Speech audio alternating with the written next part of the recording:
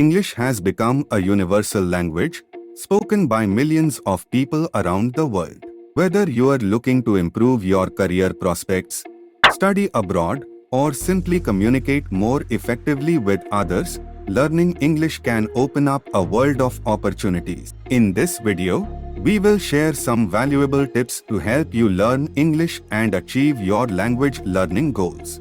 Number 1. Immerse yourself in the language. Surround yourself with English as much as possible, such as by listening to English music, watching English movies or TV shows, and speaking with native English speakers. Number 2. Start with the basics. Begin by learning the basics of English, such as grammar rules, sentence structure, and common vocabulary.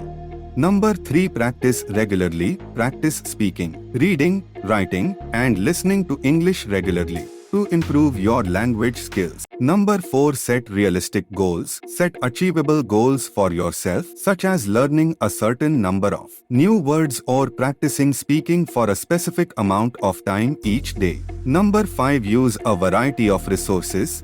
Use a variety of resources such as textbook, online courses, language learning apps, and language exchange programs to learn and practice English. Number 6. Focus on practical skills.